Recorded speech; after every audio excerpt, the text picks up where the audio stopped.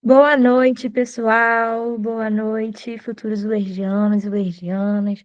Começando mais uma aula da nossa reta final. Hoje temos geografia agora com o professor Felipe. E lembrando que depois temos aula de história, revisão final de história do Brasil, com o nosso querido professor William Campos. Então, continuem aqui no mesmo link para a aula de 7h30, tá bom? Agora, pode começar, mestre. Obrigado, boa noite. Camila Nicole, que eu já vi aqui mandando mensagem, Débora, Tayane Diego, Eloá, Gustavo, Júlia, todo mundo, né? Bom, pessoal, chegamos ao nosso último momento, nosso encontro final, antes da tão esperada prova do primeiro exame de qualificação da UERJ. Então, tem um materialzinho aqui, com mais algumas questões que vocês devem ter recebido, mas o que eu vou mostrar na aula aqui, ele tem um complemento, né? Algumas informações adicionais. Vocês receberam só a lista com as questões, tá certo? Então, vamos nos organizar. Estou aqui enrolando mais um minutinho só para chegar mais gente, pessoal que ainda não conseguiu logar. Para quem está no YouTube assistindo, vai assistir a gravação. Aula final de Geografia, professor Felipe Fernandes aqui, com o nosso módulo 3, o nosso módulo final, tá certo? Enquanto o pessoal chega, eu já vou aqui compartilhando o nosso materialzinho. Fala aí para mim, por favor, se você está vendo o material. Já está aparecendo para você? Maravilha.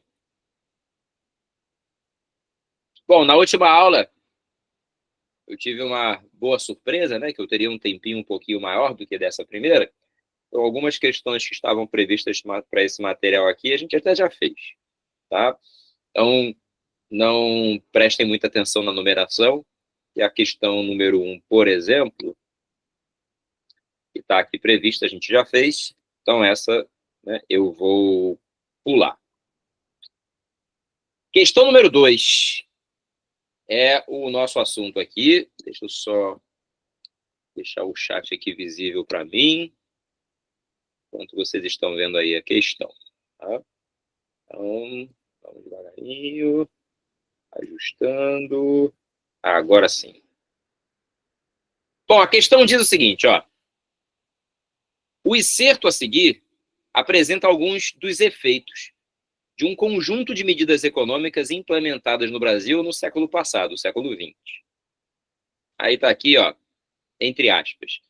De fato, nesta época, o país conseguiu crescer exponencialmente, cerca de 10% por ano, uma taxa muito alta, tá? E atingiu em 1973 uma marca recorde para o seu produto interno bruto, que aumentou 14%, colocando o país ali na sexta, sétima colocação das maiores economias do planeta naquela época. O avanço veio acompanhado também de uma forte queda da inflação, pelo menos nessa fase. A taxa medida na época pelo Índice Geral de Preço, né, o IGP, caiu de 25,5% para 15%, o que não se explica diante desse número, entretanto, é o fato de que o crescimento ter sido muito bom para os empresários e ruim para os trabalhadores. Para que o plano de crescimento funcionasse, os militares resolveram conter os salários, mudando a fórmula que previu o reajuste da remuneração pela inflação, o que levou a perdas reais para os trabalhadores, perdas salariais, né, de poder de compra, e concentrou significativamente mais a renda no nosso país. Com base no texto, o fenômeno do significativo crescimento econômico ficou conhecido como, letra D, milagre econômico.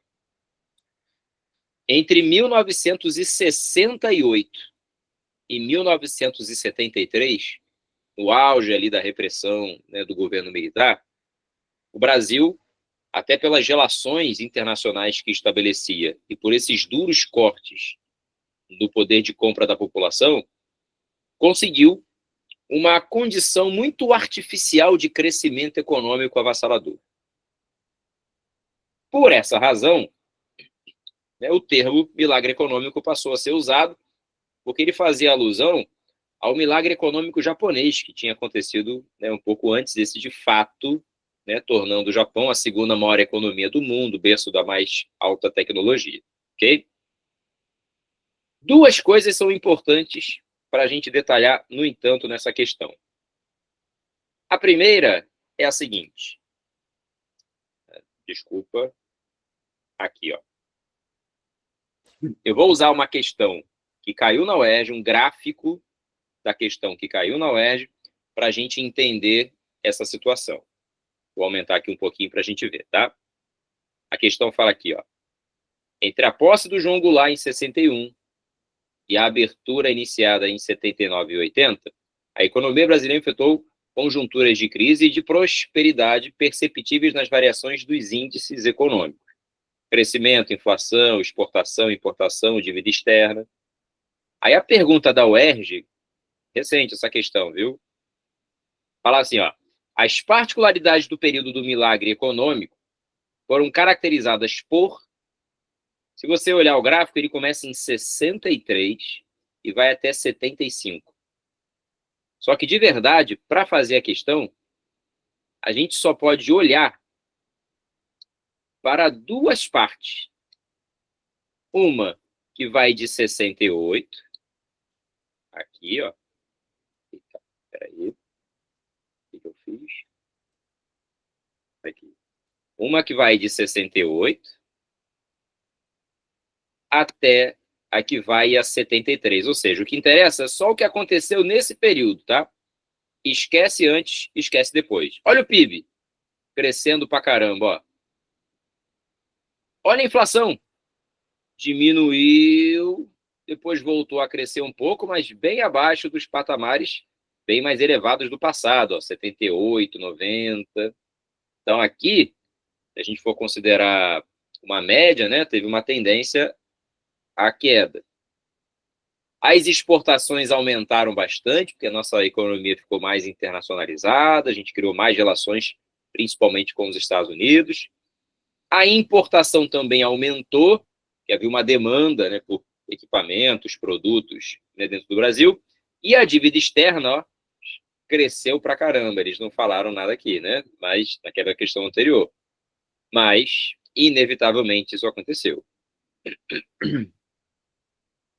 A pergunta aqui é: as particularidades do período foram caracterizadas por redução da taxa de inflação. Tu vai lá na inflação, ela teve tendência à queda. E crescimento do PIB, aumento do PIB. Gabarito, letra A. Aí que vem a grande questão. Como é que é? Sim, Luciano, vamos chegar ali, tá? Então, primeiro relacionando com a Luciana. Por que o milagre acaba em 73 e o Brasil sai do milagre econômico para entrar na marcha forçada da década de 70 e na década perdida, que é a década de 80? Olha que interessante isso. Perdão. Tá aqui, ó. Aí. Voltei na questão. Basicamente, o que a gente vai ter para pôr fim ao milagre econômico é, em 73, o grande choque do petróleo, o aumento dos preços dessa commodity internacional, que impactou a economia mundial, quebrou a economia mundial, e o Brasil foi a reboque por causa disso também. Mas se não bastasse esse problema, existe esse outro aqui, ó, que infelizmente a gente arrasta até hoje. Se você olhar o rendimento médio mensal de 27 mil para esse 1% da população com os maiores rendimentos, enquanto que 820 é o rendimento mensal de todo o restante, né, uma equivalência em relação a percentual, a gente percebe uma diferença considerável no nível de concentração de renda no Brasil, que é o gabarito aqui da número 3, letra A. Tá? A inflação, Luciana, ela pode sofrer o seu aumento ou diminuição com diversas variáveis na economia. E uma delas, que é a pior de todas, de certo modo aconteceu no período, tem a ver com a queda do consumo. Quando você diminui o consumo, você tende a reduzir os preços dos produtos. E aí, inevitavelmente, esses preços caindo reduzem a inflação. E esse é o pior dos processos, né? Que tem a ver com a perda do poder de compra da população, especialmente da imensa maioria da população. Essa queda do consumo, né, ela pode estar relacionada com uma infinidade de fatores. No caso aqui, foi a concentração de renda, e especialmente, que acabou contribuindo com essa situação. Ele fala no texto, né? Da retirada de valores. E aí, a gente chega nesse cenário aqui que é interessante da gente avaliar. No mundo, né, a concentração de riqueza não é uma exclusividade nossa, mas o nosso país está entre os piores, em que a riqueza fica concentrada, quase metade está produzida no Brasil, nas mãos de 1% da população. E o pior, a sensação entre os grupos sociais é bem diferente do que o cálculo que o IBGE estabelece como parâmetro para defini-las ao longo do tempo. Percebam o seguinte, que a classe B tem ali uma renda familiar, né, mensal de R$ 6.000 aproximadamente até 18. Se a tua família ganha uma renda de R$ 6.000 aproximadamente, ela está aqui, ó, na classe B. E somada à classe A, está aproximadamente ali, no caso brasileiro, 20% da população. Tá? Essa galera aqui, ó, né, corresponde a mais ou menos de 20% da população. E são eles que concentram a maior parte da riqueza do país. Expressivamente a maior parte da riqueza do país. E aí, junto com você que ganha 6 mil, tá o Neymar, que ganha 10, 15, 20 milhões. Esse grupo aqui é muito mais heterogêneo, né? Enquanto que daqui para baixo, ó, de 6 mil para zero, né, vamos considerar, na verdade, de 6 mil para 2.500, esse grupo aqui, né, que está ali a 80% da população, ele está muito mais homogêneo, muito mais próximo uns dos outros. Então, de uma tacada só, a gente respondeu 3 questões relacionadas com o assunto. Primeiro, a questão motivadora, foi essa aqui, sobre o milagre econômico. A segunda, essa aqui, da própria UERJ, que falava da redução da inflação, crescimento do PIB, que você tinha que analisar o período, o recorte temporal era só o período do milagre econômico. E a terceira e última, que é a questão número 3 do material, aqui mostra a concentração da renda, algo característico em muitos países. O Brasil está entre os piores nesse sentido. Também, Luciana, isso também vai acontecer. Né? Mais à frente, a gente vai ter problemas com inflação por conta da dolarização da economia, né? Você indexar preço em dólar, e aí, à medida que a moeda se valoriza internacional, a gente perde, né, poder, né, de consumo. Inevitavelmente, você precisa colocar mais dinheiro para circular no mercado, já que o dinheiro está valendo menos, e aí, com mais dinheiro circulando, tecnicamente, ele acaba valendo menos, porque há uma tendência de um aumento de preços se as pessoas começarem a comprar por conta da circulação do dinheiro. Ou seja, há uma infinidade de fatores ali que podem gerar essa questão. Como esse é um assunto mais complexo ligado à economia, isso não vai cair no vestibular. Tá? Nesse nível de análise não vai cair. O importante é você ser capaz de, primeiro, relacionar o período, entender o contexto e perceber quais foram os seus efeitos. A longo prazo, o milagre econômico teve consequências muito severas e ruins para a economia brasileira. Porque com o aumento da dívida externa, a gente aumentou o nosso endividamento para, nos anos seguintes, não ter condição de pagar essa dívida. Ter dívida externa não é um problema, tá? O problema é não ter como pagá-la. Né? Que se eu pego o dinheiro emprestado para investir, eu estou adquirindo uma dívida externa. O problema é eu não gerar riqueza capaz de pagá-la. Ok? Beleza. Próxima questão. De certo modo, intimamente relacionada com as anteriores. Versos aqui do Chico Sainz, da Nação Zumbi. A cidade e a situação sempre mais ou menos, sempre uns com mais e outros com menos. A cidade não para, a cidade só cresce, o de cima sobe e o de baixo desce. No passado tinha o bom xibom bombom também, né? Falando a mesma coisa. O de cima sobe e o de baixo desce. O que a questão está falando aqui? Destacando o início dos anos 90, fase posterior à marcha forçada da década de 70, em que o Estado passou a enxugar ainda mais gasto, apertar mais o cinto, a concentrar mais a renda, e a década perdida, em que tudo, né, foi para o espaço, investimentos para o exterior, falência de empresas, desempregos, desvalorização cambial, né? O Brasil vai passar por várias mudanças de moeda, exatamente pela sua fortíssima desvalorização. E aí, no início dos anos 90, nós estamos no auge dessa crise e, consequentemente, a principal razão aqui que vai levar a essa letra da canção, né, que está sendo destacada aqui, é aquela que faz com que, no espaço urbano, os grupos sociais se distribuam nele pela sua diferença de renda.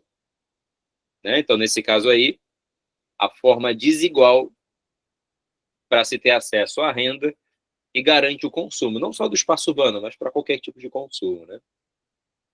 A desigualdade se torna significativa. Quando é que o Brasil começa a contornar essa fase de grave crise? Aí é que vem o ponto, tá? O finalzinho de 80, mas especialmente o início de 90, marca o neoliberalismo no Brasil. Fase em que se faz uma abertura total da economia, se privatiza muita empresa pública exatamente para gerar riqueza e atrair investimentos, e junto com esses investimentos você começa a movimentar a economia, gerar emprego. O Brasil se relaciona com o FMI, pegando dinheiro emprestado para reorganizar suas contas. O FMI, por sua vez, regulamenta, né, controla os gastos públicos para evitar que o pagamento da dívida não aconteça. E, no auge dessas grandes mudanças, em 94, a gente faz a nossa última mudança cambial, que é quando o real passa a ser usado no Brasil. A gente teve cruzeiro, cruzado, cruzeiro novo, cruzeiro real, URV, real. Foram muitas mudanças monetárias em razão da perda do valor do dinheiro e da nossa superinflação. A década de 80 foi uma década inflacionária no país, a pior até hoje. Né? Sim, essa foi mais tranquila. Mudando de assunto, vamos à China. Olha o que o texto fala aqui. Ó. A China contemporânea, integrada aos mercados mundiais, iniciou seu processo de abertura somente no final da década de 70, quando Deng Xiaoping, rompendo com a política econômica isolacionista de Mao Tse-tung, adotou as primeiras medidas que levaram à instalação de uma economia de mercado. A ideia de um capitalismo estatal ou de um socialismo de mercado. Isso vai acontecer em 79, tá? Bem no finalzinho da década de 70. E essa mudança tem uma forte relação da influência estadunidense, tá? Em razão da crise da década de 70, por causa do choque do petróleo, você precisa reorganizar o espaço produtivo capitalista e expandi-lo. E aí, o caminho em direção à China parecia, naquele momento, muito promissor. Aí ele fala aqui, ó, o crescimento da economia chinesa, a partir da decisão, mudou o centro de gravidade da economia e, em consequência, da política mundial. Considerando os dias atuais, então, nem se fala. Em 50 anos, a China passou da situação de país subdesenvolvido, atrasado, praticamente agrícola, à condição de grande fábrica do mundo, inclusive nos dias atuais, produzindo alta tecnologia. Aí a pergunta é a seguinte. Sim, sem dúvida. É isso mesmo, Luciano. A pergunta é, sobre as mudanças ocorridas na China, assinale a afirmativa correta. Primeira coisa que a gente vai fazer é analisar essa tabelinha aqui, tá? A China, todo mundo sabe, tornou-se extremamente competitiva para o mercado mundial por conta de um Estado muito atuante e de custos muito baixos de produção. Moeda desvalorizada, salários muito baixos, muito incentivo fiscal, controle estatal rigoroso da rotina da população. Isso fez com que ela recebesse muito investimento, a ponto de se aproveitar desse investimento na atualidade para tornar-se uma exportadora de valores, tá? Esse número que você está vendo aqui é o valor da exportação, não só pelo volume, mas pelo valor agregado do produto que se exporta, né, o preço mais alto que ele tem. A China sendo, né, uma gigantesca exportadora, e embora também seja uma gigantesca importadora, perdão, ela exporta mais do que importa, tendo um saldo muito positivo, né, o chamado superávit. A balança comercial chinesa tem um superávit no mundo inteiro. A China consegue uma façanha, tá? Ter superávit com todas as economias do planeta. Todas. Inclusive as principais, que é o caso da União Europeia, dos Estados Unidos. Só para a gente dimensionar aqui, ó, esses dados são relativamente recentes, né? É do período anterior à pandemia.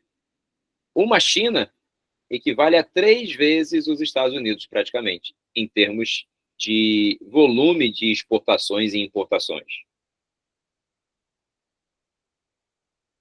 O que significa isso, né?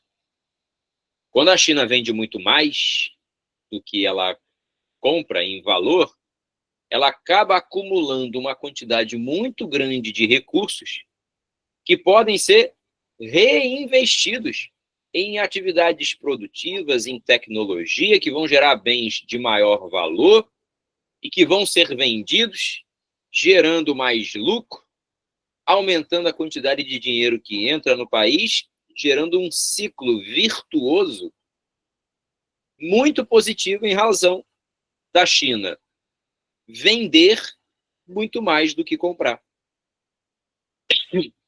É como na nossa casa, né? A gente ganha mais dinheiro do que gasta, sobra.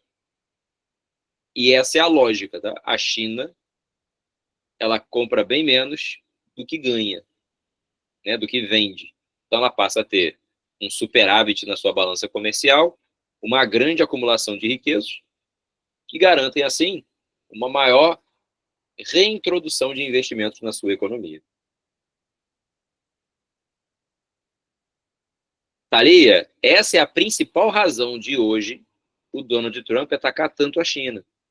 Esse desequilíbrio da balança comercial, inclusive com os Estados Unidos, é o grande temor, porque a China consegue, nesse looping virtuoso, estar sempre na vanguarda dessas inovações e tendo receita, inclusive, para errar, dependendo das circunstâncias, um investimento mal sucedido, por exemplo, isso não vai comprometer a sua economia, completamente diferente dos outros países que gastam mais do que ganham.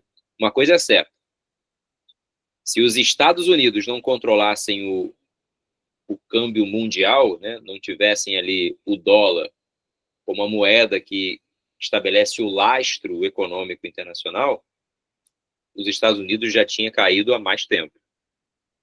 Eles hoje têm a fábrica do dinheiro mundial, né? O dólar. Se isso acabar, seja por moeda virtual, ou porque os países estão abandonando o dólar para transações internacionais, o que a gente vai ver ao longo do tempo é uma derrocada estadunidense ainda mais acelerada. Isso está em curso, tá? Tudo bem até aqui? Tranquilo? Ainda sobre China, tem um assunto importantíssimo que a gente não pode deixar de tratar. É o que está sendo tratado aqui nessa questão. Existe hoje uma disputa entre diversos países, a China é um deles, para o controle do Mar do Sul da China, que a China chama com esse nome, né? O problema é que essa faixa que a China reivindica para se manter, né, no controle e para exercer o controle, está aqui, ó, sendo representada, ela fica entre vários outros países, como Filipinas, Brunei, Vietnã, o próprio Japão, que está aqui perto, né, ele também tem interesse nessa região, e a explicação é muito simples. Esse trajeto aqui, ó, que sai aqui da costa leste da China, esses países também, né, da costa leste da China, e avança pelo canal de Malaca, na Indonésia, e vai lá para ser vendido no restante do planeta, é a principal rota marítima do mundo. Então, exercer o controle sobre essa área, obviamente, garante muito poder para o país que a reivindica. E existe uma luta considerável no direito internacional sobre o direito de posse e propriedade sobre as águas, né, sobre o mar territorial e as águas internacionais. Ou seja, é uma problemática muito significativa que está sendo apresentada na questão. Vou voltar lá, depois eu volto para a imagem aqui, tá? O texto diz assim, ó. O Mar do Sul da China é uma área com intensos fluxos comerciais, de alta rentabilidade com localização estratégica valorosa. Esses elementos compõem o palco de uma balança de poder e dissuasão próprias que acabam movimentando e tensionando as relações entre as nações. Nesse contexto, nas últimas décadas, temos testemunhado uma rivalidade geopolítica crescente entre os Estados Unidos e a China, à medida que ambas as nações buscam influência global e poder. Essa rivalidade se manifestou em várias áreas, incluindo comércio, tecnologia e influência regional. Um dos principais pontos de tensão é a disputa territorial em que a China está envolvida no Mar da China Meridional, que é a porção mais ao sul, tá? Quais são as principais reivindicações territoriais da China nessa região disputada? Presta atenção aqui, ó. No direito internacional, todo país que tem uma fronteira marítima, ele é soberano numa faixa que vai até 12 milhas náuticas, em que tudo que acontece aqui, nós estamos dentro de uma faixa chamada mar territorial. 12 milhas náuticas são mais ou menos 23 quilômetros, né? Então, se eu estou na praia e eu olho para o mar, 23 quilômetros é a mar, que é o mar territorial. Dali para frente, eu já estou sobre a influência de águas internacionais. Porém, em uma determinada faixa, que é a chamada zona econômica exclusiva, que vai até 200 milhas náuticas, dependendo do país que tem a fronteira marítima, que é o caso brasileiro. Em toda essa área aqui, algumas atividades econômicas são de controle e acesso exclusivo, como o nome já diz, ao país que faz a fronteira marítima. Para o Brasil, isso não é um problema, porque a gente não disputa esse mar territorial e nem a zona econômica exclusiva com outros países próximos, né? A gente tem a sorte de ter um Oceano Atlântico gigantesco separando outras massas, né, de outros massas territoriais de outros países. Mas não é o caso daqui. Ó. Além de muito próximos, existe um conjunto de ilhas aqui, inclusive algumas artificiais construídas pela China, exatamente para que aqui nesse trecho haja uma expansão do limite do mar territorial, o que, em tese, garantiria para o país que controla essas ilhas, e aí algumas estão em disputa, outras estão ocupadas pela própria China e assim por diante, nessa área aqui, a China reivindica ter o controle de toda essa área que ela chama de Mar do Sul da China.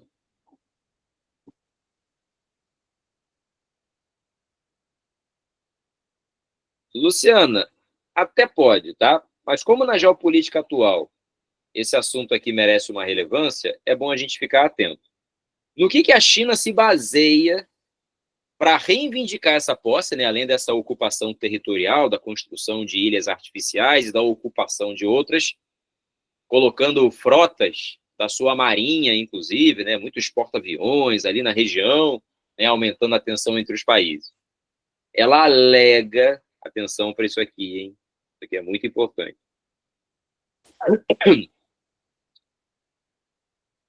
Uma soberania sobre quase todo o mar da China Meridional, porque ela se transformaria em mar territorial, baseando-se na chamada linha dos 9 traços.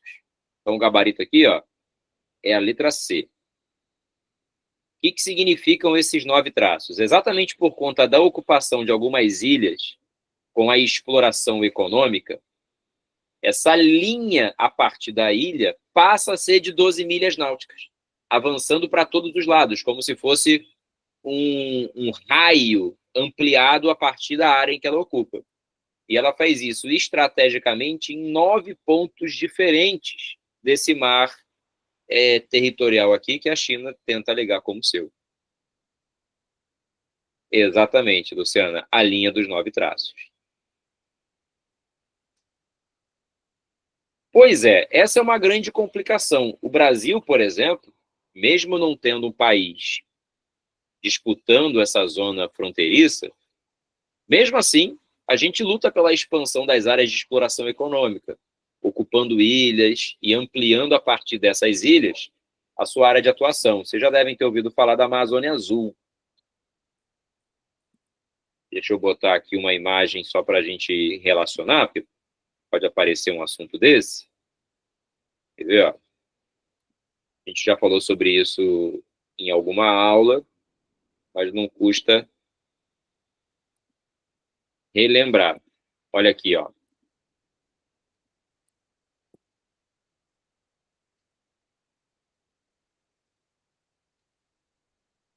Percebam que tem uma faixa estreitinha aqui, ó, com esse azul mais escuro, que é o mar territorial. Isso aqui é o território brasileiro. O que acontece aqui está na nossa soberania. O azul claro é a zona econômica exclusiva. Olha aqui, ó, por conta da ocupação do arquipélago ali de Trindade, Martim Vaz, como a gente amplia um raio aqui a partir da ilha. Fernando de Noronha, o arquipélago de São Pedro e São Paulo. E se não bastasse isso, a gente luta pela expansão da plataforma para ter a possibilidade de explorar economicamente zonas com petróleo, por exemplo, que estejam aqui, nessa faixa. Ou seja, mesmo aqui, que a gente não tem nenhum país fazendo uma fronteira para disputar conosco o controle dessas águas, nós também buscamos expandi-la. Então faz sentido a disputa existente ali. Luciana, não faz por uma razão. A ONU não tem poder para tomar nenhuma decisão. Não existe uma lei internacional. Os países, eles aceitam acordos que podem ser cumpridos ou não, e, no máximo, organizações como a ONU, a Organização Mundial do Comércio, elas podem criar dificuldades, empecilhos, embargos, caso haja o descumprimento de algum acordo. Mas, na prática, se o país quiser, ele vai ocupar e pronto. Pensa no caso da Rússia, a invasão na Ucrânia, por exemplo. né? O mundo condena. Mas a Rússia foi lá, fez e pronto. O máximo que deu para fazer foi criar embargos para a economia russa, que, se a gente for olhar bem, não afetou tanto quanto se imaginava. Posso sim, Juliana. A Zona Econômica Exclusiva é uma extensão do mar territorial em que o país que faz a fronteira marítima ele tem o direito de explorar atividades econômicas que já acontecem no mar territorial. Por exemplo, estou explorando petróleo aqui. E eu descubro que essa reserva de petróleo ela vai para além das 12 milhas náuticas. Está aqui ó, na plataforma continental. Então, eu passo a ter o direito de explorar o petróleo aqui em razão da atividade já acontecer no mar territorial e ser uma extensão. Isso vale para pesca, vale para navegação. Muito embora, tecnicamente, eu já esteja aqui em águas internacionais e qualquer navio do mundo pode passar por aqui sem nenhum problema. E o que acontece aqui não está sobre a legislação brasileira. Só estará se tiver aqui, ó, dentro do mar territorial. Ok?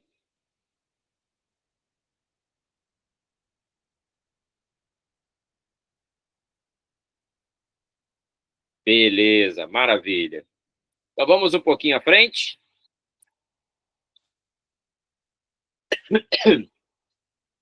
Estou achando muito que vai cair questão sobre população no domingo, viu? Estou insistindo aqui com alguns gráficos que são importantes para o nosso estudo. Um deles é esse aqui, ó, o gráfico sobre transição demográfica.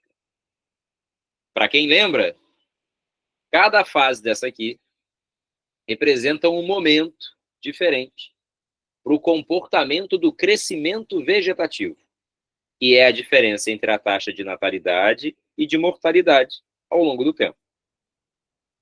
A fase 1, pré-industrial, tem natalidade alta e mortalidade alta, e um crescimento vegetativo muito baixo. Em compensação, quando eu chego na fase 2, que é a fase da explosão demográfica, percebam que a natalidade está em queda, mas está caindo lentamente. Já a mortalidade cai muito. Como a diferença aumenta, o crescimento vegetativo aumenta também. A população cresce num ritmo muito acelerado e em aceleração. Quando eu chego na fase 3, que é a fase do bônus demográfico, essas linhas voltam a se equilibrar no finalzinho. São valores menores, numa realidade de sociedade completamente diferente, mas com valores mais baixos, semelhantes aos iniciais da pré-transição. Já a quarta é quando o crescimento vegetativo torna-se negativo. Muitas vezes a mortalidade até supera a natalidade, que continua em queda, embora a mortalidade estabilize e tenha até um leve aumento, em razão de uma expectativa de vida cada vez mais elevada e uma natalidade cada vez mais baixa. Ok? Aí a pergunta aqui é a seguinte.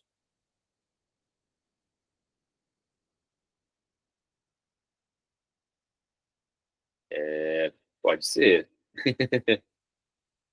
Vamos lá, hein? Em relação à demografia de um país, a população tende a crescer num ritmo desacelerado à medida em que as fases demonstradas na figura vão ocorrendo. Ou seja, da fase 3, fase 4.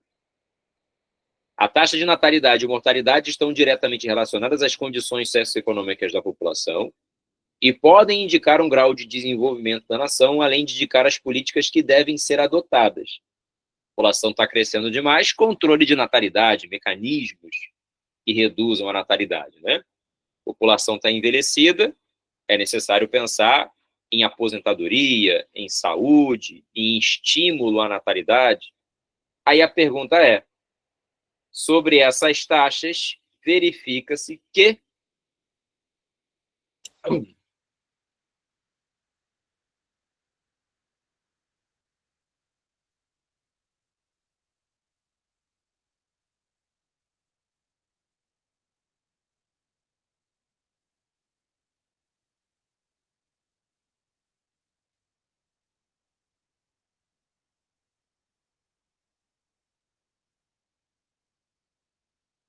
Boa! O crescimento vegetativo ou natural, é o nome que pode aparecer, corresponde à diferença entre as taxas de natalidade e a taxa de mortalidade ao longo do tempo. Ou seja, uma explicação simples sobre a interpretação do gráfico. Agora, vamos mais um pouquinho.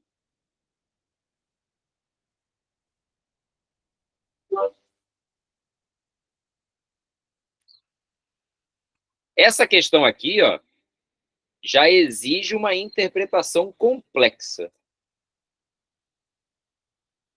Percebam que as regiões, né, as macro-regiões, estão aqui identificadas por cores. Só que ele não fala qual era o indicador. O que eu estou vendo aqui? Que o Sudeste, que é o que está em azul, de 1872 até 2022, teve um ligeiro aumento, depois uma ligeira queda, ficou vacilando, né, oscilando aqui dentro de valores muito aproximados, né? Já o Nordeste, de 872 até 2022, teve uma tendência à redução.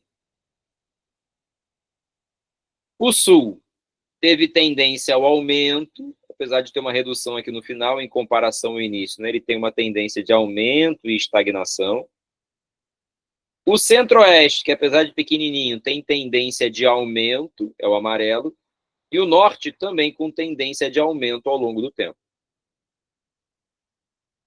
Pois é, Nicole, o gráfico, ele existe para você descobrir do que ele trata. Perceba o comando de questão. A variação ocorrida na macro-região com maior declínio relativo em todo o período do gráfico tem como explicação mais relevante. Atenção, hein?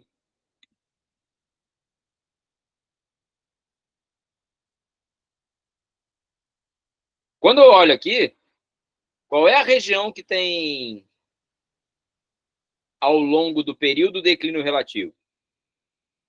Só o Nordeste, né?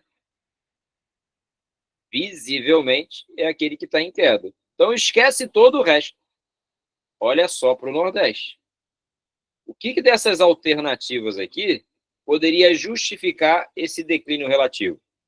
A paisagem natural inóspita? Obviamente não, né? Porque embora eu tenha até o semiárido nordestino, uma região, de certo modo, de maior dificuldade natural, investimentos na região que desenvolvem a economia, como a transposição do Rio São Francisco, por exemplo, e especialmente na faixa litorânea, todo o crescimento econômico das grandes cidades do Nordeste não estabelecem para o Nordeste como toda essa situação. Saldo migratório negativo. Opa, de todas as regiões do país, o Nordeste, considerando todos os seus estados, sempre foi uma região de mais emigração ao longo da história do que de imigração. Cuidado, hein? Esse mapa que eu estou mostrando aqui mostra entre 2004 e 2009, ou seja, é um período bem mais recente. A história como um todo expressa o Nordeste como um país muito mais de emigração, uma região, perdão, muito mais de emigração do que de migração. É uma sirene ótima tocando aqui.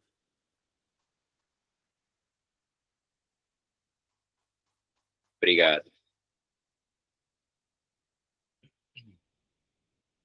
Pois bem, mesmo considerando esse período, você vai ver que a maior parte dos estados aqui apresentam taxas significativas de emigrantes, né, que é a saída, do que de imigrante. E esse é o nosso gabarito, tá? A nossa resposta é a letra B. Densidade demográfica fala do número de habitantes por área, e isso não pode ser visto nesse gráfico. e nem o crescimento vegetativo reduzido. Afinal, no Nordeste, por nós estarmos em uma região, do ponto de vista socioeconômico, mais atrasado, inevitavelmente essa região tem uma expectativa de vida menor e taxas de natalidade mais elevadas. Eles estão mais atrasados na transição do que o Sudeste e o Sul, por exemplo. Tudo bem?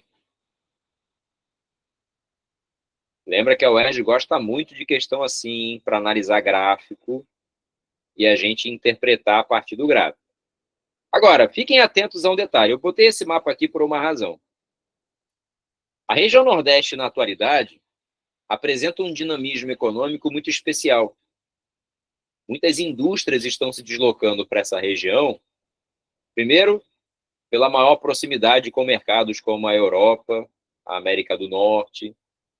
Segundo, pelo custo baixo de produção, né? Afinal, terrenos mais baratos, mão de obra mais barata, custo mais barato de vida de um modo geral, facilitando o desenvolvimento da região.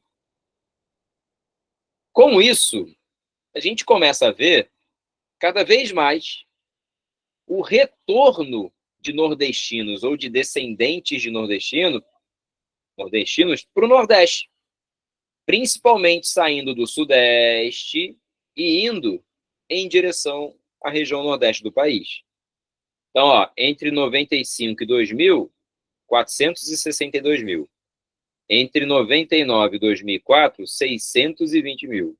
E entre 2004 e 2009, 319 mil. Filhos ou descendentes de nordestinos, né, ou os próprios que para cá migraram, agora fazem a chamada migração de retorno, tá? Ela se aplica especialmente a esses nordestinos que retornam à região de origem em razão do seu dinamismo econômico. Show? Mudando de assunto, hein? Questão número 10.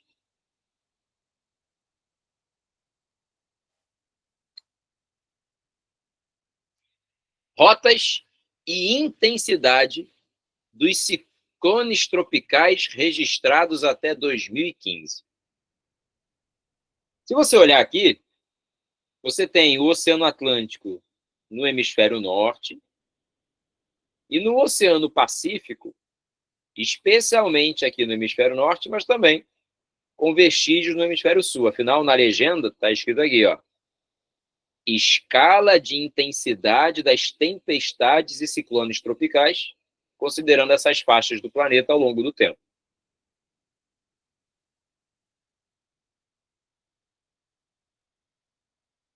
Da questão anterior, né, Luciana? Verdade. Tá? Atenção. Toda a dinâmica de massa de ar, ela é, né, causada por uma diferença de pressão atmosférica entre zonas de alta pressão e zonas de baixa pressão. Zonas de baixa pressão são geralmente quentes e funcionam como uma espécie de um aspirador, né? Os ventos convergem para essa região. Não é à toa que essa faixa aqui que a gente está vendo é a faixa dos furacões e tufões do planeta. Furacão é no Oceano Atlântico. Tufão é no Oceano Pacífico e Índico, tá? E tudo tem a mesma causa. Aliás, eles são semelhantes.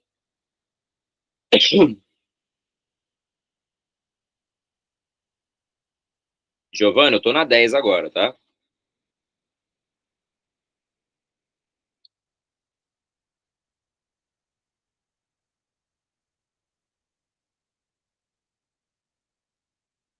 Tá direitinho aí? Tá certinho, sim. Ah, beleza. Maravilha, Giovana. Às vezes dá umas bugadas assim, né? Qualquer coisa sai e volta.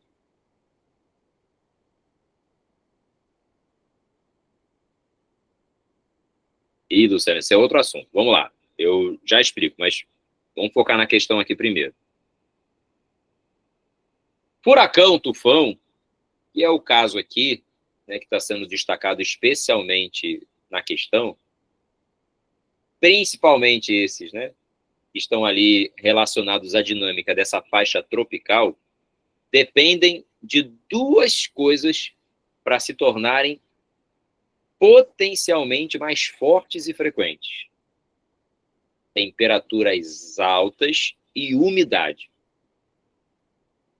É por isso que nessas faixas tropicais, a água quente do oceano acaba contribuindo para que as massas quentes atmosféricas fiquem ainda mais úmidas, formando baixas pressões atmosféricas que são convergentes, né, para os ventos, são receptoras de ventos, funcionam como aspiradores.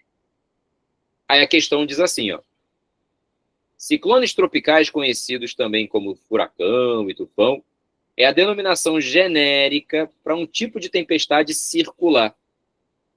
Na representação cartográfica acima, a escala de cores está organizada de modo que a intensidade desses sistemas atmosféricos é crescente, das cores em azul até a cor vermelha. Quanto mais vermelho, mais potente.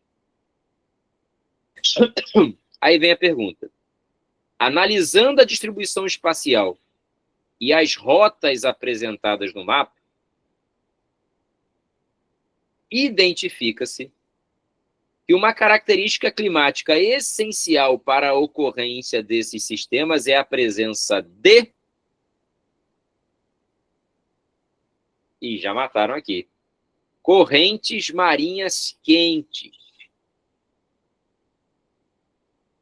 E aí, é bom a gente olhar. Reparem aqui, ó, tudo em vermelho é corrente quente, tá? É exatamente aqui que os furacões estão. E aqui, ó, na corrente norte equatorial, indo até aqui, ó, o litoral da Ásia, as correntes são predominantemente quentes também. Consegue olhar aqui, ó? Olha a América aqui, ó. Rota da corrente do Golfo, por exemplo, até a região do Caribe. E aqui, a norte equatorial também. Se você olhar, onde a corrente é fria, a intensidade do fenômeno é menor. Ele até acontece, mas é reduzido se comparado à faixa em que eu tenho a corrente quente. Principalmente aqui, ó, nessa região do planeta, porque além da corrente quente, quando a massa de ar avança nessa direção aqui, ó, e é exatamente onde o Caribe está, o Golfo do México, as águas são mais rasas e ainda mais quentes, potencializando ainda mais umidade para a atmosfera. Ok? Show. E aí,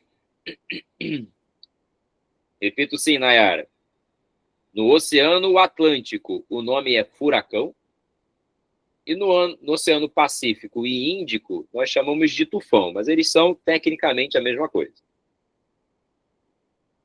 E aí, Luciana, respondendo a você, o ar que vai em direção ao Equador, que converge em direção ao Equador, converge em razão de uma baixa pressão atmosférica. Esse vento ele é quente e úmido, muito úmido. Ele não é seco, não.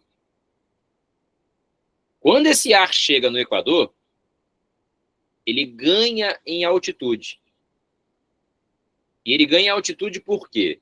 Além de outras massas estarem empurrando essas massas que já chegaram, o ar quente na faixa equatorial, ele é mais leve, né? Menos denso. E aí, o ar sobe. À medida que ele sobe, ele perde temperatura. E a chuva acaba caindo com grande intensidade ali por conta da mudança do estado físico da água. Enquanto a massa está subindo, ela está perdendo umidade, como se fosse uma esponja, eu estou apertando. Quando a massa chega lá em cima e para de chover, aí lá em cima, em camadas superiores da atmosfera, em que ela está mais seca e com temperaturas menores, ela volta em direção aos trópicos de Câncer e Capricórnio, próximo a eles, né? A famosa célula de Hadley. A gente viu isso na aula retrasada, se eu não me engano. Mas eu vou mostrar aqui só para poder tirar a dúvida. E hoje é um dia bom para tirar dúvida. Quer ver, ó? Peguei um desenhozinho bom aqui. Vou mostrar para vocês. Tá.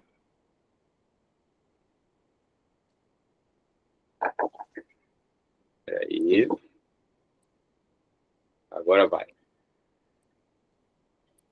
Colar. Ah, é pequenininho. Espera aí. Calma que tem outro. Achei um bom. Copiar. Agora sim. Dá uma olhada aqui, ó. O ar que vem do Trópico de Câncer e Capricórnio, que é essa seta vermelha aqui, ela é quente e muito úmida, e ela converge para o Equador, porque aqui eu tenho uma zona de baixa pressão. Quando chega aqui, ela vai subindo, subindo, subindo e perdendo temperatura. Chove pra caramba. Chega lá em cima, ela volta, fria e mais seca. Chega aqui, esquenta de novo, desloca-se para uma região ainda mais quente, sobe, chove e assim por diante.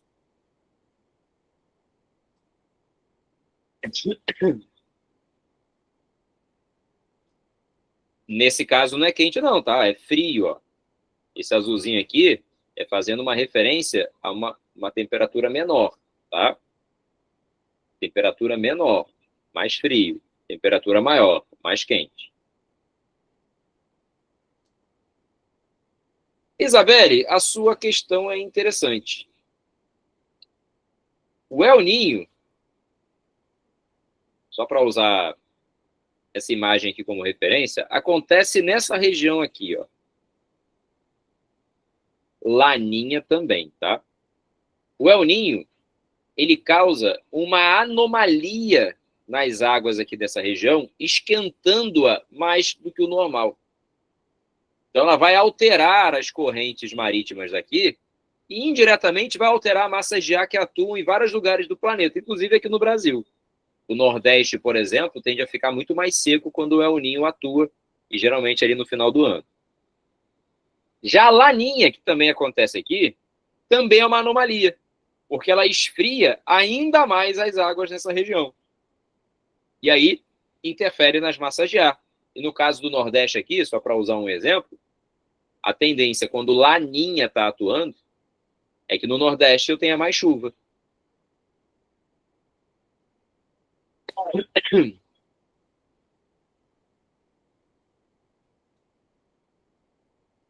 Mas aí é por conta da dinâmica das massas de ar em razão do relevo. É um outro assunto.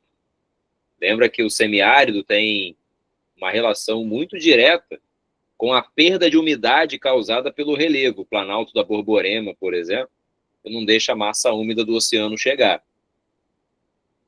E aí não tem a ver com a dinâmica da massa equatorial, tá? A equatorial não é a razão de não ter umidade naquele lugar. Tá? São fenômenos completamente diferentes, são fatores climáticos, inclusive, diferentes, responsáveis por essas características que são muito particulares, ok?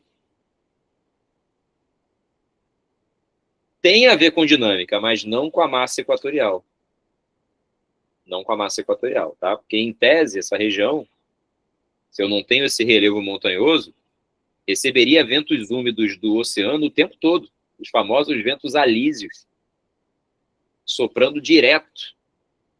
Tá aqui, ó. Tá? Eu ia ter esse vento vermelhinho aqui, ó, cheio de umidade, soprando direto, passando por toda a região. O problema é que quando bate no morro, a massa se eleva e perde chuva no litoral. A mesma coisa acontece no interior com as massas, né, da Amazônia, por exemplo, mas são especialmente as do litoral. Tanto é que no Nordeste é extremamente chuvoso, úmido no litoral. O interior, pós a serra, né, do Planalto da Borborema, é que se torna mais seco. Ok? Show de bola. Excelente pergunta. Questão 11. Tô sentindo que vai cair população no domingo, hein? É a questão que tu vai acertar para tirar teu ar.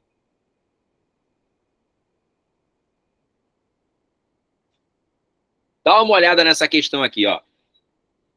Distribuição por sexo e idade da população da Índia em 2017 e numa projeção para 2050, tá? E uma projeção para 2050.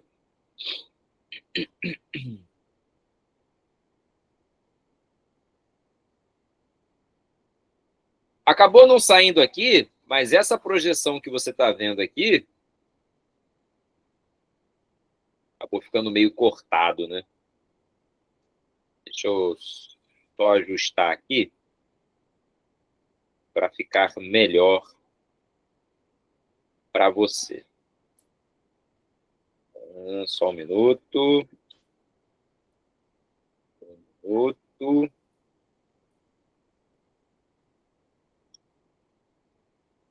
Tá indo.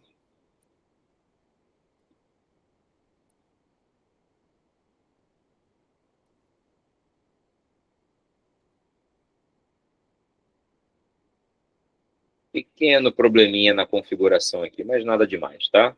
Simples de resolver. Espera aí.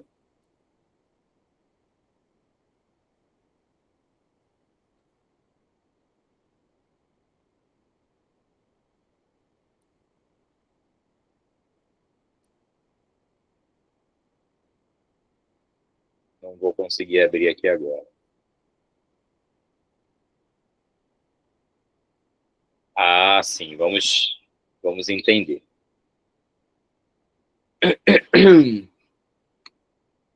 Não vou conseguir mexer aqui. Mas é fácil de entender, tá? Primeiro, o que está acontecendo na Índia e a mesma relação, a mesma comparação para o Brasil, tá?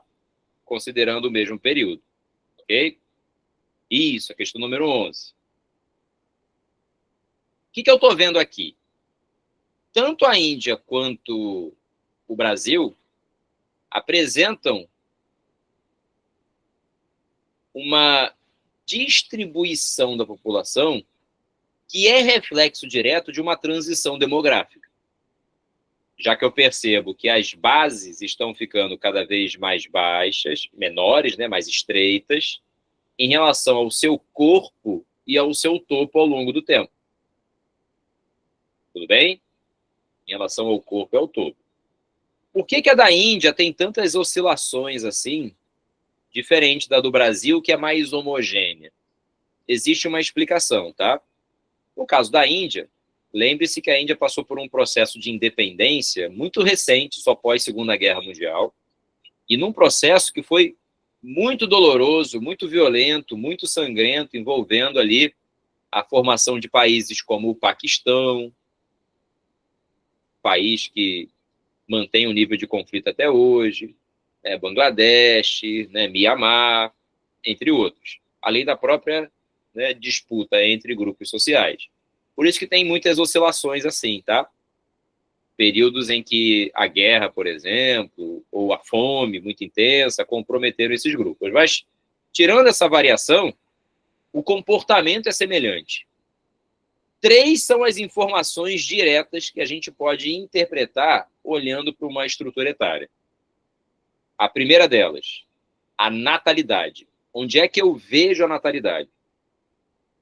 Na base da pirâmide, tá? Sempre na base da pirâmide.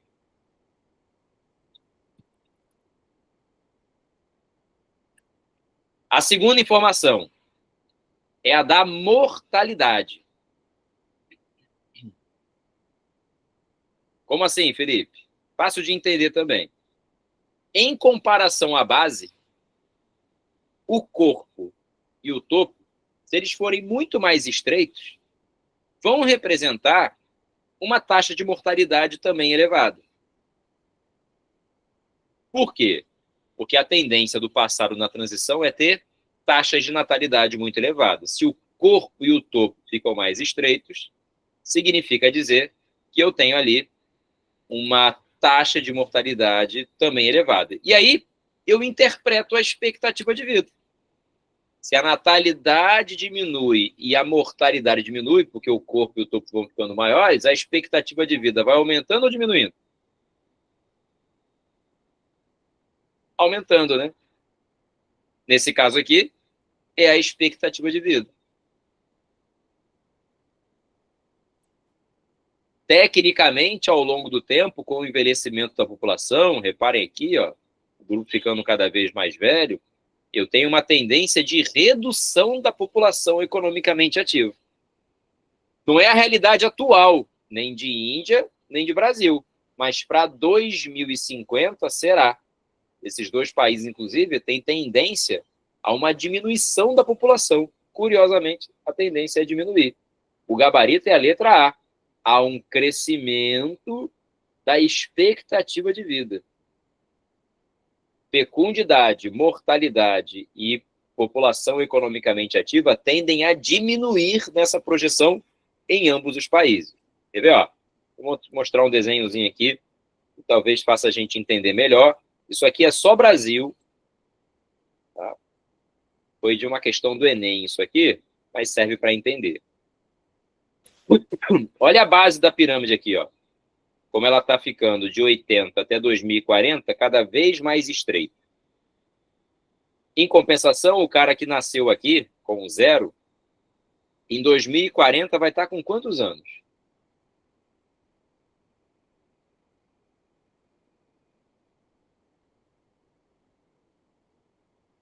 Nasci aqui, ó, em 80. Em 2040 eu vou estar com quantos anos? 60. Então o grupo está aqui, ó. Reparem que a base aqui e o grupo de 60 aqui mudou muito pouco. Em compensação, o de 60 aqui, em relação à base do passado, que provavelmente era muito próximo dessa aqui, mudou bastante, né? Redução da natalidade, corpo ficando mais largo, igual uma coxinha ou igual um balão, redução da mortalidade e aumento da expectativa de vida. Então, nesse caso, a nossa questãozinha ali tem o gabarito, a letra A.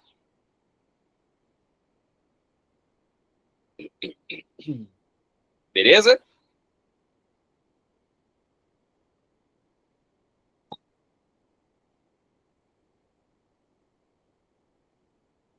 Tranquilo aí?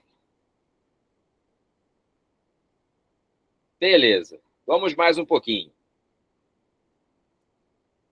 Esse assunto a gente já tratou, para quem fez a aula de geopolítica, né, foi naquele módulo especial, né, que era mais restrito. A nova Rota da Seda, ou BRI, né, que é o Belt and Road Initiative, uma proposta de investimentos muito complexa da China, no mundo inteiro, relacionado a investimentos em infraestrutura, principalmente de transporte.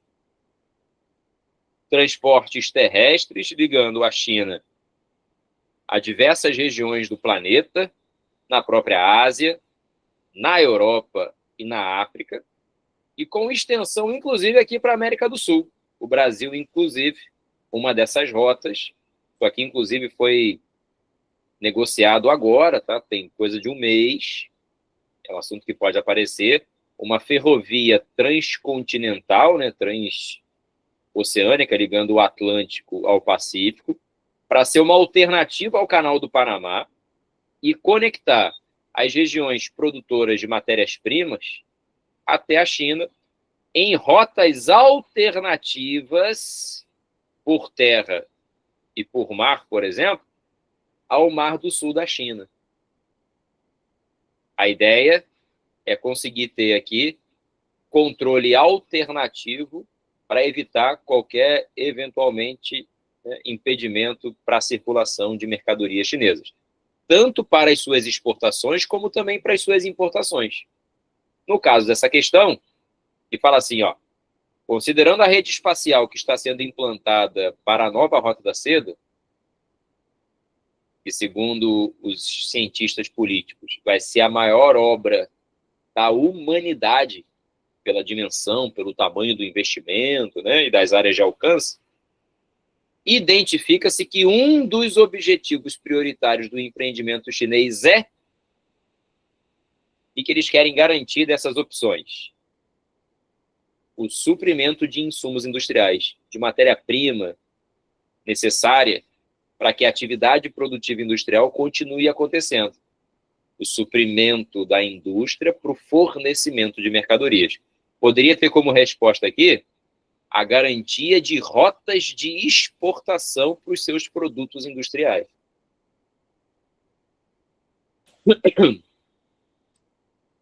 Luciana, a principal novidade em relação à antiga é, primeiro, rotas marítimas alternativas. E a segunda, um conjunto de investimentos que são estabelecidos em outros países, construindo portos, aeroportos, dutos, oleodutos, ferrovias, em que esses países se tornam parceiros desses investimentos chineses. Então, nesse caso aqui, é uma relação de interesse mútuo, comercial principalmente, para conectar a China ao restante do planeta.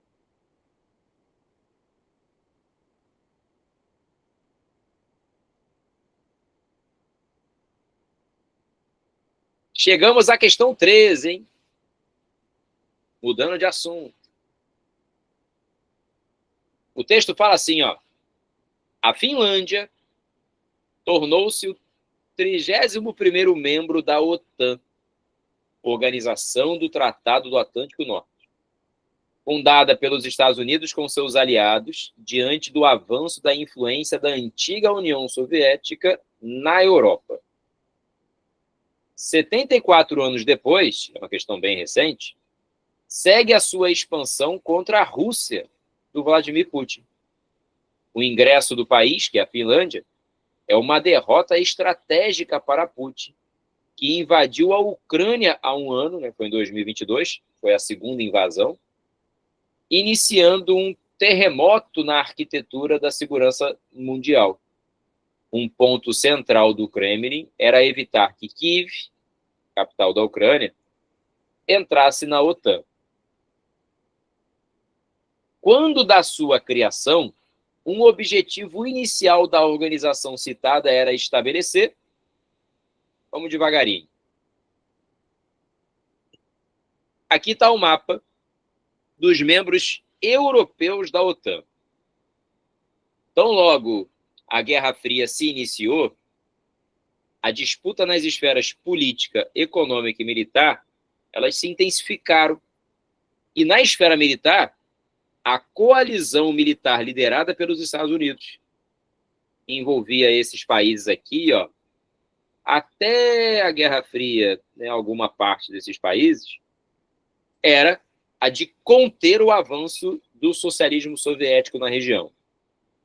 A famosa cortina de ferro, em que na Alemanha, inclusive, havia em Berlim um muro que separava essas porções. Era a parte física da cortina de ferro. Quando a União Soviética acaba, em 91, em definitivo, o bloco, né, entra em colapso e vai se desmantelar. A União Soviética vai se fragmentar em 15 repúblicas independentes, e todas elas falidas e muito enfraquecidas, inclusive a Rússia. Com isso, houve um espaço considerável para expansão em direção ao leste europeu dessa coalizão militar, em que tecnicamente há uma ajuda mútua, né, uma proteção mútua entre os seus membros. Inclusive integrando países que eram da antiga União Soviética, o caso aqui, por exemplo, da Estônia, Letônia, Lituânia. E o que tem a Finlândia nessa história? A Finlândia faz fronteira terrestre com a Rússia, assim como a Ucrânia faz, assim como a Estônia, Letônia e Lituânia também. No entanto, a Ucrânia, muito mais interessante e importante para a Rússia, foi alvo de invasão. Nesses países, não. Até porque, se a Rússia ataca a Finlândia ou a Estônia, por exemplo, a contrapartida é uma aliança de todos contra a Rússia nesse momento.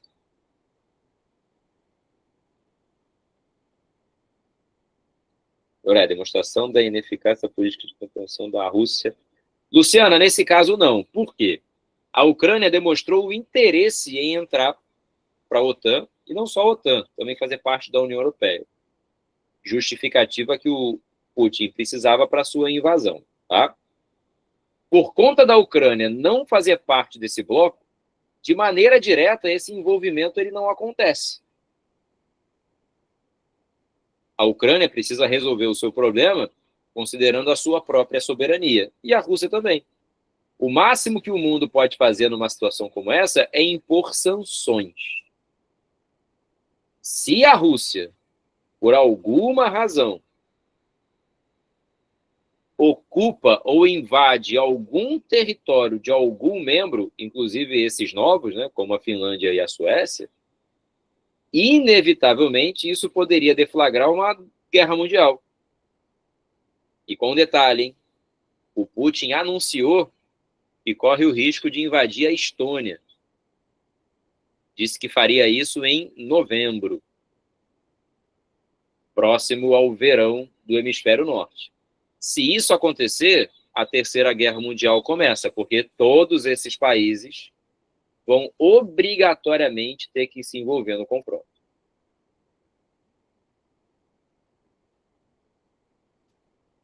Maria, a Ucrânia, a Rússia já ocupa e ataca frequentemente, desde 2022. Aliás, teve uma primeira invasão ocupando essa região aqui, ó, chamada de Crimeia.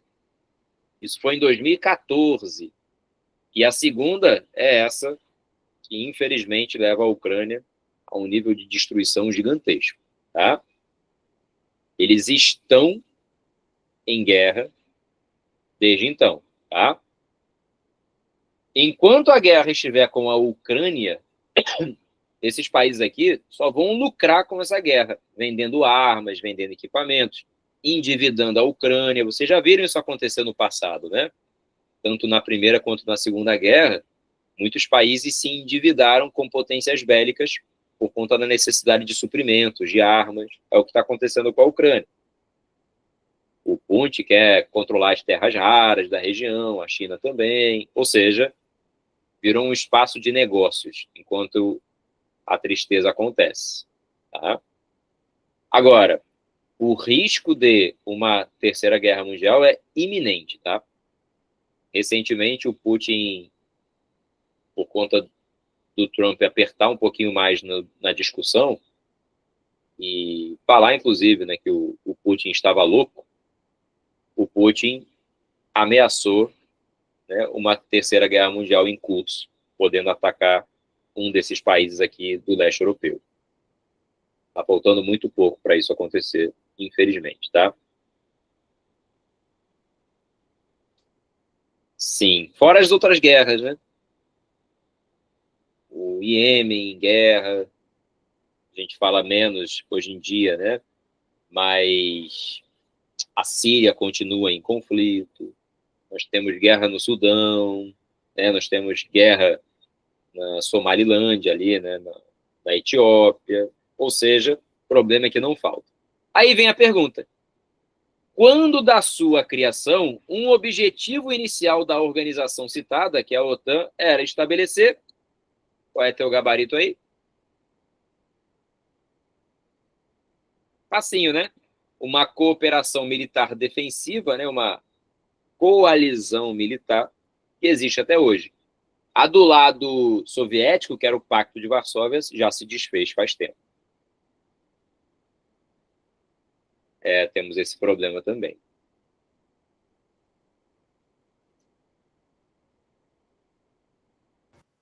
A B, ela não prevê uma intervenção bélica sistemática, ela não é usada para atacar. Os equipamentos bélicos no mundo justificam-se para a defesa. É eu ter arma suficiente para que você, com medo, não me ataque. E não eu necessariamente precise usar. Esse é o erro, tá, Juliana?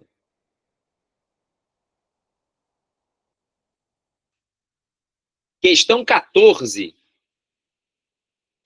Desmatamento em terras públicas na Amazônia. Se a terra é pública, obviamente ela deveria estar ali ou com uma função voltada à preservação, como o texto próprio fala, ou voltada para alguma função social, como, por exemplo, a redistribuição de terras para possuir os pobres, para a reforma agrária. E, infelizmente, o que a gente vê é um desmatamento, uma queimada intensa, a demarcação irregular de terras através de um fenômeno histórico no nosso país chamado de grilagem de terras. A grilagem, obviamente, tem falha de fiscalização, tem rede corrupta, né, pela ineficiência do Estado, com a demarcação de terras devolutas, terras do próprio governo, que deveriam ter uma destinação mais adequada, seja a preservação ou a distribuição para função social. Então, nesse caso aqui, ó, a principal explicação para o problema ambiental das áreas destacadas, né, esse desmatamento crescente, é o fato de essas terras serem alvo frequente de, nesse caso aqui, principalmente na Amazônia, as estratégias relacionadas à grilagem de terras. Diferentes grupos, mineradores, poceiros, pecuaristas, né, extrativistas de modo geral, todos eles disputando e ocupando irregularmente terras e, posteriormente, em razão dessa destruição, tendem a passar por um processo de legalização, como a gente vê aqui, tá? Infelizmente, muito comum na nossa história.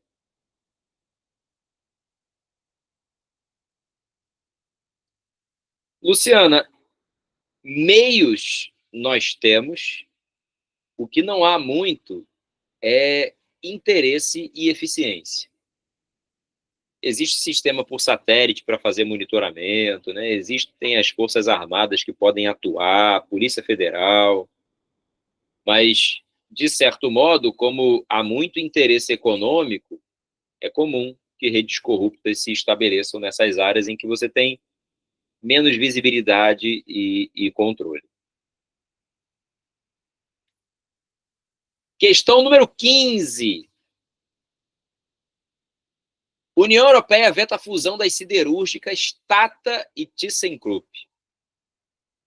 A autoridade antimonopólio da União Europeia bloqueou o projeto de fusão do consórcio industrial alemão e da empresa siderúrgica indiana, a Tata e a ThyssenKrupp, um veto que acaba com a operação.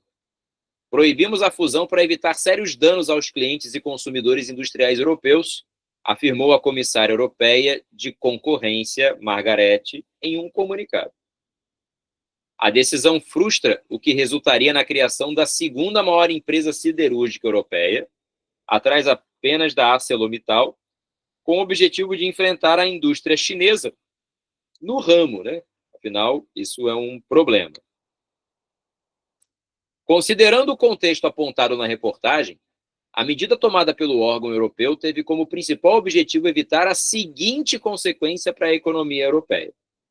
Primeira coisa, todos os países do mundo adotam uma lei chamada Lei Antimonopólio, Lei Antitrust. Fusão de empresas, né, quando elas se juntam para tornarem-se ainda maiores, eliminam inevitavelmente a concorrência. E isso fere um princípio fundamental do capitalismo, que é a própria livre concorrência. Então, o monopólio, né, o controle feito por um único grupo, por exemplo, compromete os preços dos produtos. Sem concorrência, quem vai definir o preço vai ser o vendedor e não o consumidor, caso ele tivesse concorrência. Tá? Então, a lei antitrust, sempre que aparecer a palavra fusão, ele está falando, né, dessa formação de truste empresarial. Se isso levar a um controle de uma fatia expressiva do mercado, no Brasil, por exemplo, essa fatia tem que ser 70% do mercado, o órgão fiscalizador, que aqui no Brasil é o CAD, Conselho Administrativo de Desenvolvimento Econômico, que define o que pode e o que não pode se juntar para evitar a quebra da livre concorrência, ok? Então, nesse caso aqui, Qual é a consequência quando eu tenho o monopólio? Quando eu tenho a maior concentração do mercado nas mãos, né, de um pequeno grupo de empresas ou de uma única empresa? É a elevação dos seus preços. No caso aqui, do setor específico, né, do preço do aço da siderurgia. Agora, lembre-se, hein? As empresas encontraram uma forma de burlar esse sistema, criando um outro modelo de organização, que é a holding empresarial. Estou escrevendo no chat. A holding, ela leva à formação de oligopólios. O que significa oligopólio? Um pequeno grupo de empresas que dominam mercados, na prática. Mas como elas são empresas consorciadas, administradas por uma empresa central, em tese, pelo menos por enquanto, elas não são ilegais. Elas não ferem a livre concorrência, tá? Então, uma empresa que é um trust, se ela tiver esse risco de de concentrar o mercado, ela vai se transformar numa holding. Exatamente porque ela quer evitar o risco do monopólio, mas pode provocar um oligopólio. Porém, a única coisa que é proibida é o monopólio. Facinho? Tranquilo? Meus queridos, fizemos milhões de questões, estudamos pra caramba, e até domingo você vai fazer ainda mais. Só posso desejar a você muita calma, seja o último a sair da sala para você ler, reler e reler quantas vezes forem necessárias a tua prova. Lembra de marcar o cartão só no final, tá? Rabisca a tua prova, mas o cartão você marca só no final. Estou aqui na torcida para na segunda-feira você me trazer boas notícias, tá bom? Fiquem com Deus, uma ótima noite. Fiquem em ótimas mãos agora com o professor, meu grande amigo e mestre, foi meu professor também, viu? Professor William Campos. Não só conhece a história, como viveu boa parte dela aqui no nosso país, viu? Beijos! Tchau, tchau!